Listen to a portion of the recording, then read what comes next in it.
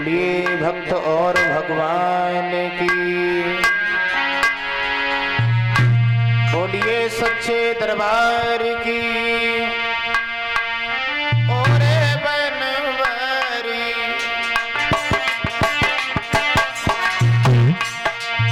और गिरधारी, तेरी आशा लागी मन में और बनवारी।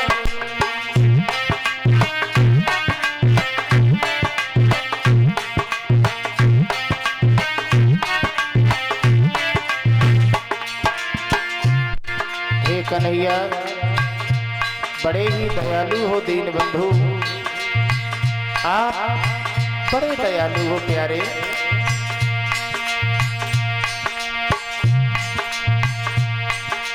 द्रौपदी पुकारा जब गिरी कौर वन में, द्रौपदी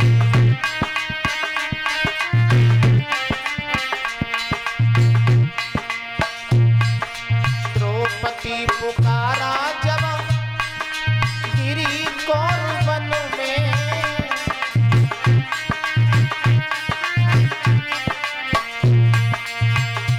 अरे करी नयवरी, अरे करी नयवरी, पढ़ाओ चीर पलंग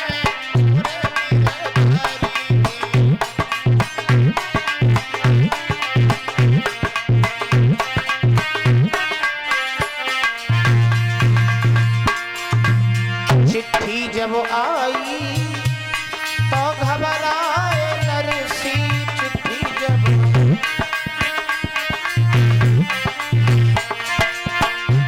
अरे करी नयवरी,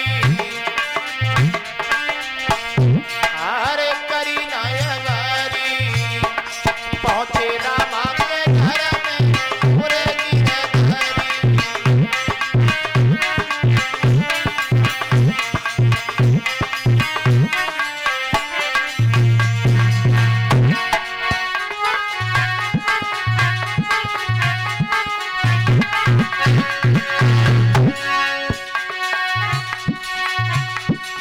भवानी तेरे बल पे नवता समुद्र में तीनों डर,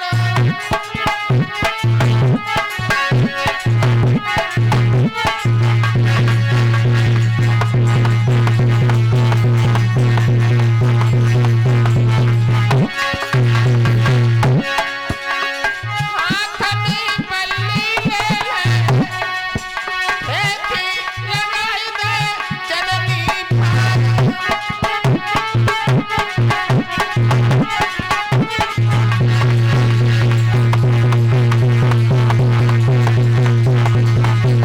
बोलिए कन्हैया लाल की। आदरणीय सभा में उपस्थित भगवान के प्यारे भक्तगण, सीता अनसुईया के समान इस भूमि को पवित्र करने वाली हमारी माताएं एवं बहनाएं, अर्चनीय वंदनीय परम पूज्य हमारे संत भगवान पावन दरबार में बैठे हुए हमारे पिता तुल्य बुजुर्ग, भगवान की कथा का परिचय जी ये चतुर्थ दिवस व्यतीत होने को जा रहा है। बड़े सौभाग्य होते हैं परिचय जी जहाँ पर भगवान की कथाएं होती हैं, भगवान की पावन चर्चाएं होती हैं। वो गांव ही नहीं, जहाँ तक ये साउंड सर्विस की आवाज पहुँचती है वो क्षेत्र धन्य धन्य हो जाता है। हमारे आपके बड़े सौभाग्य हैं जो आपके पावन ग्राम में श्रीमद् भागवत सप्ताह रूपी पवित्र गंगा की धारा बह रही है और सभी भक्त इस गंगा की धारा में गोते लगा रहे हैं। वैसे परिचित जी, भगवान की कथा जो है ये कलयुग में भवसागर से पार होने का तरीका है। कहीं भी भगवान की कथा हो रही हो, कहीं भी भगवान के चरित्रों का वर्णन हो रहा हो, वहां पर हमें आपको थोड़ा ना थोड़ा समय निकाल करके अवश्य जाना चाहिए। ये जरूरी नहीं है कि आप लोग सारे दिन भगवान के दरबार में ही बैठे रहें। जितना वक्त निकल आए भगवान के दरबार में बैठने का उतना बहुत है। गोस्वामी तुलसीदास जी कहते हैं, एक घड़ी आधी घड़ी आधे में पुनियाद, और तुलसी संगत साधु की हरे कोट अपराध। जितना वक्त निकल आए भगवान के दरबार में बैठने का उतना बहुत है। अभी आप लोग श्री व्यास जी के मुखारबिंद से भगवान के पावन पावन चरित्रों को श्रवण कर रहे थे। किस प्रकार से परीक्षित जी भक्त और भगवान की चर्चाओं को आप लोग सुन रहे थे। प्रहलाद भक्त की चर्चाएं श्रवण कर रहे थे कि किस प्रकार से प्रहलाद भक्त को मारने के लिए उनके ही स्वयं पिता हिरण्यकश्यपु ने बड़े उपाय किए, लेकिन परीक्षित जी प्रहलाद का बाल बाका तक नहीं हुआ। एक बात मैं आपको और बता देना चाहते हैं, ये प्रहलाद भक्त की कथा जो है परीक्षित जी हमें आपको शिक्षा देती है। जिसका स्वयं पिता ही दुश्मन बन जाए परीक्षित जी, उस व्यक्ति का भगवान के अलावा दुनिया में कोई नहीं है। हिरण्यकश्यपु ने अपने प्रहलाद को मारने के लिए तनक उपाय किए, बहुत उपाय किए परीक्षित जी, लेकिन प्रहलाद का बाल बाका तक नहीं हुआ। मेरा मतलब ये है, जाको राखे साइया मार सकहे न कोई, और बाल न बाका कर सकहे चाहे जग बेरी। एक पपिया जग में ऐसो भयो बिन बरसे बूंद पिए कबहू ना, और हाडिल भूमि त्याग दही धरती पे कदम धरे कबहू ना। और जब ऊपर वालों दया करे तो नीचे वालों करे कछु ना। ऊपर वाले की जब कृपा हो जाती है परीक्षित जी, तो नीचे वाला कुछ नहीं कर सकता। कहने का हमारा मतलब यह है कि हमारे आपके जीवन में विघ्न बाधाएं भी आएंगी, लेकिन इस शरीर रूपी पत्थर पर भगवान का नाम अंकित कर लेना, प्राणी भवसागर से पार हो जाएगा। भगवान का नाम सुबह शाम चलते फिरते उठते बैठते हमारे होठों पर होना चाहिए। और ये सत्य है परीक्षित जी, जो लोग भगवान का स्मरण करते हैं, भगवान की वंदना करते हैं, भगवान का नाम लेते हैं, भगवान की पूजा करते हैं, वो दुनिया के कलेशों से, दुनिया की विघ्न बाधाओं से हमेशा दूर रहते हैं। एक बात हम आपको और बताए दे रहे हैं, परीक्षित जी हिरण्यकश्यपु भगवान नारायण को शत्रु बनाए बैठा हुआ था, भगवान नारायण को बैरी मानता था। अब विचार करें सभी लोग, हिरण्यकश्यपु भगवान को बैरी क्यों मानता था? इसलिए मानता था कि हिरण्यकश्यपु के भैया हिरण्याक्ष का वध भगवान ने सूकर बन के कर दिया था। हिरण्यकश्यपु अपने भैया हिरण्याक्ष का बदला भगवान से लेना चाह रहा था। अब विचार करो, पंडाल में बैठे हमारे सभी भक्तगण की, हम आपसे अच्छा तो एक राक्षस है जो अपने भाई का बदला भगवान नारायण से लेना चाह रहा है। वैसे क्षमा चाहेंगे, थोड़ा ध्यान दे बहनाएं, माताएं, भाई बंधु, भैया जैसा प्यार नहीं गर तकरार ना हो तो, और मैया जैसी ममता नहीं गर रार ना हो तो, चोरी जैसा धंधा नहीं गर मार ना हो तो, और जुए जैसा खेल नहीं गर हार ना हो, खीर जैसा भोजन नहीं बीमार ना हो तो। परीक्षित जी भाई भाई में बड़ा पवित्र प्यार होता था, लेकिन आज वो प्रेम कहाँ चला गया? कभी कभी बैठ जाता हूँ परीक्षित जी तो दिमाग में बड़े विचार आते हैं, विदना तेरी कैसी ये गति है। पहले पूरे गांव में बड़ा प्रेम होता था, हमारे बुजुर्ग बैठे हैं सारे गांव के एकत्रित होकर के शाम को बैठा करते थे, और आज परीक्षित जी गांव के बुजुर्गों की तो बात छोड़ो, आज भाई भाई भी साथ नहीं बैठ पा रहे। कितना परिवर्तन हो चुका है हमारे आपके विचारों में। भैया जैसा प्यार नहीं कर तकरार ना हो तो हम आप ही चाहेंगे। आज की दशा वो है, शेर की झपट देखी ना हो तो देख ले बिलाई को, और दुश्मन अगर आपने देखा ना हो तो देख ले आज के सगे भाई को। सबसे बड़ा अगर बहनाओ दुश्मन कोई बना बैठा है तो भाई भाई का दुश्मन बना बैठा है। भाई भाई की बात नहीं सुनना चाहता, भाई भाई की बात नहीं मानना चाहता, भाई भाई के परीक्षित जी विपत्ति में कोई मदद नहीं करता। याद रखना मेरे प्यारे भक्तों, मैं सभी सज्जनों से एक निवेदन करना चाहूंगा, ये भगवान की कथा कोई मनोरंजन का साधन नहीं है कि एक कथा यहाँ चल रही है, एक कथा वहां चल रही है, एक और बैठा लो, इससे कोई कल्याण होने वाला नहीं है।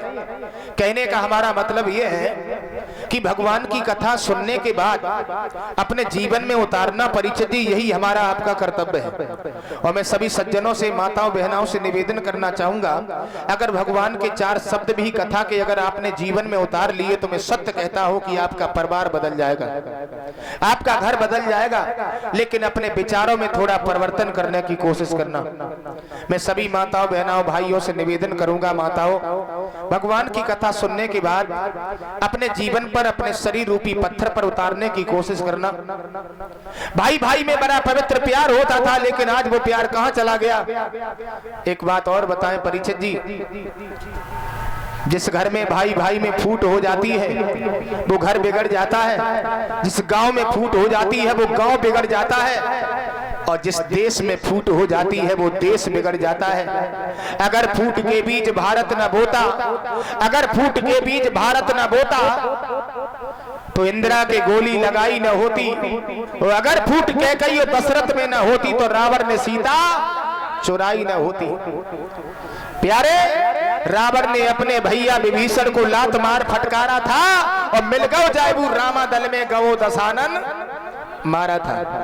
याद रखना मेरे प्यारे भक्तों, भगवान श्री राम से रावण जो था वो नाम में भी बड़ा था, कुर्मा खानदान में भी बड़ा था और वंश में भी बड़ा था, लेकिन पराजित क्यों हुआ?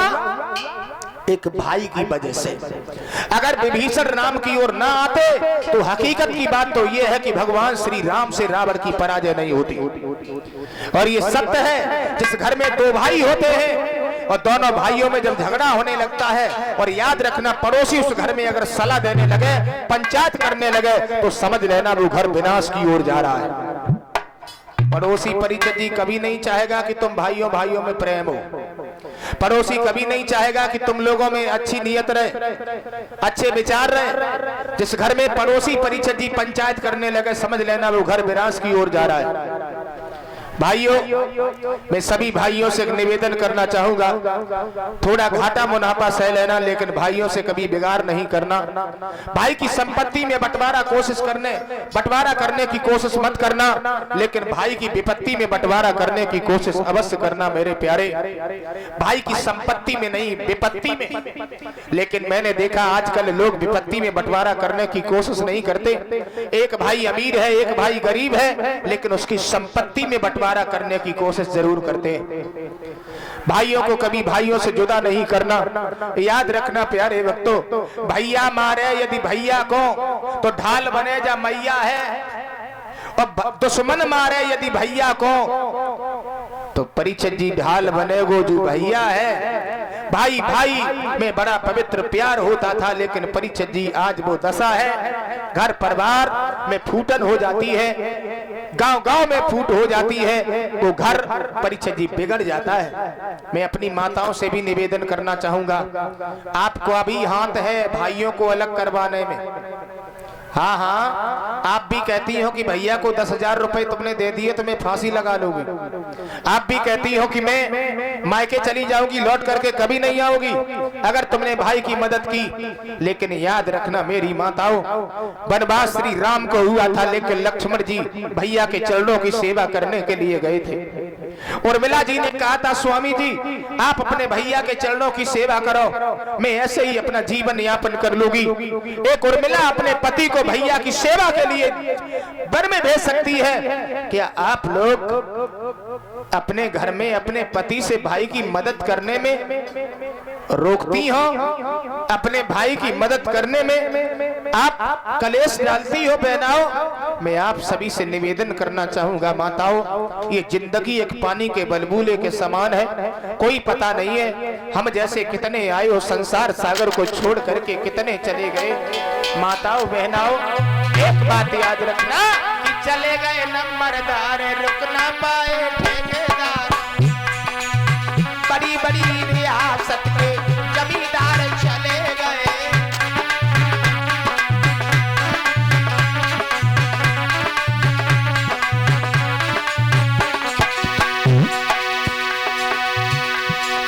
मेरे भैया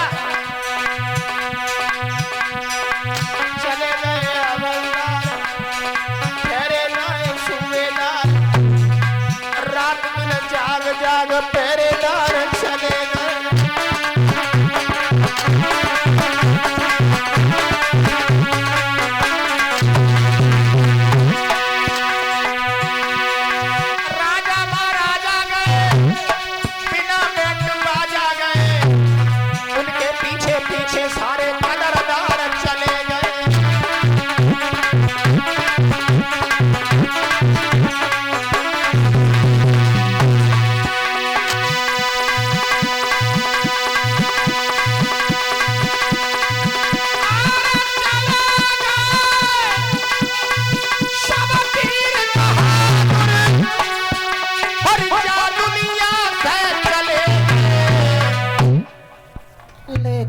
जाने कहाँ चले, लेकिन जाने कहाँ चले।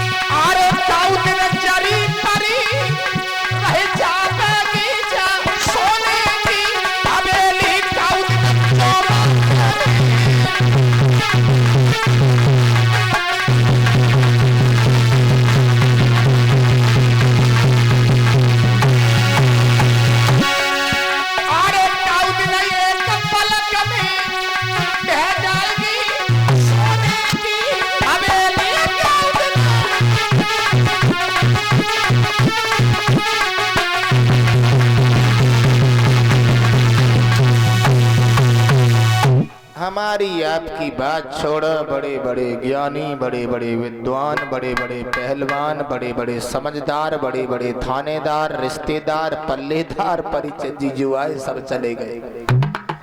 और जावे के बाद में न कहू ने फोन करो, न कहू ने चिट्ठी डाली, जे सब चले तो चले कहाँ जाता है।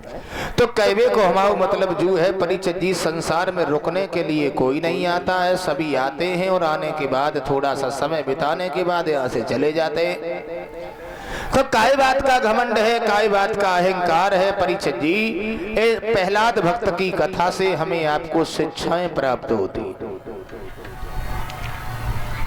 गौर करते हैं मेरे प्यारे भक्तों,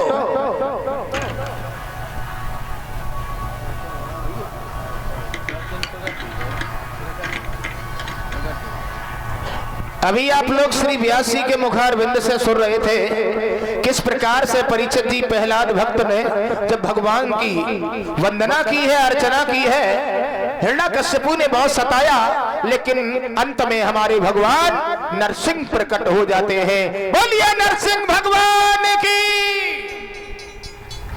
जैसे ही नरसिंह भगवान प्रकट हुए, हिरण्याकश्यपु को उठा करके परिचित जी गोद में रख करके बीच देहरी पर रख लिया। नरसिंह भगवान कहने लगे, ओरे कमीन। राक्षस बोला, कौन हो तुम? भगवान बोले, तेरे बाप। समझ में नहीं आया। समझ आ गए, हम समझ आ रहे हैं, तेरी मौत है। नरसिंह भगवान से राक्षस कहने लगा, तुम्हारे बाप भी हमें नहीं मार पाएंगे। समझ गए?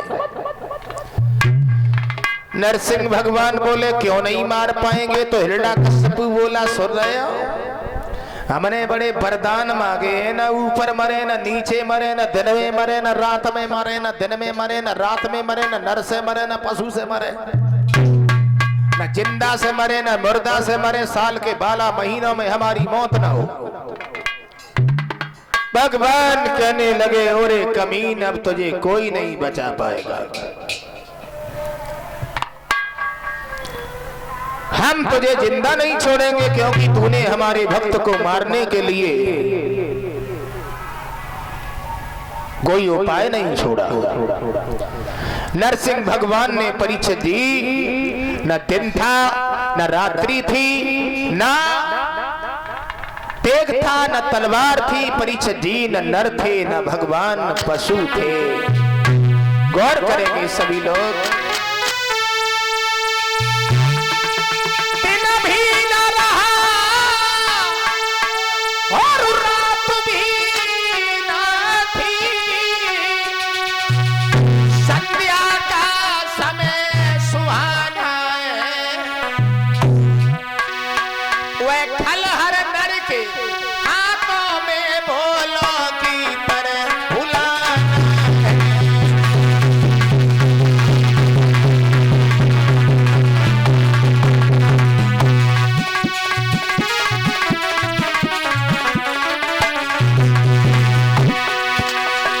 दिन था न रात्रि थी मेरे प्यारे भक्तों, संध्या का समय था। किसे कहते हैं? संध्या। संध्या कहते हैं परिचित जी, दिन और रात के बीच में जो संधि होती है।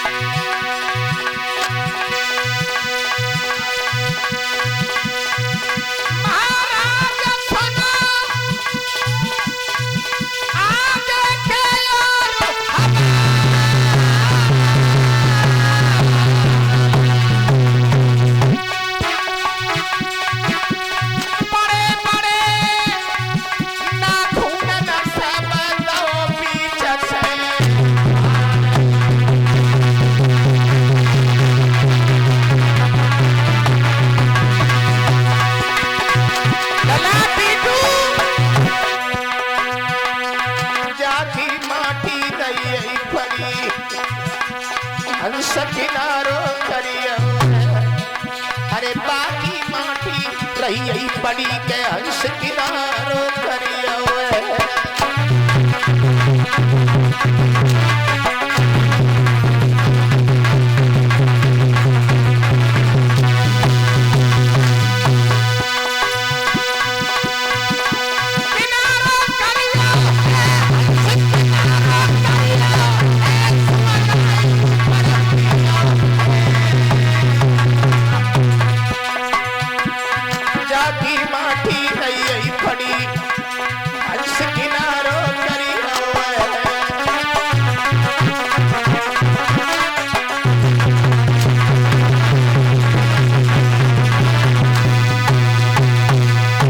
नरसिंह भगवान ने परीक्षित जी बड़े बड़े नाखूनों से उस राक्षस को बीच से फाड़ दिया। उसका मांस जो था वो परीक्षित जी शेर चीतों को डाल दिया। नरसिंह भगवान अपने प्रहलाद भक्त के सामने आकर के हाथ जोड़ करके प्रहलाद से माफी मांगने लगे, भक्त हमें माफ कर देना क्योंकि हमें आने में बहुत समय लग गया। मेरी बहनाओं मेरे भाइयों, भगवान ने एक बात और कही है कि हे प्रहलाद अब तुम कुछ वरदान मांग लो। तो प्रहलाद ने नरसिंह भगवान से एक वचन कहा, एक बात कही कि हे भगवान अगर आप देना चाहते हो तो हमारे पिता को स्वर्ग प्राप्त हो जाए।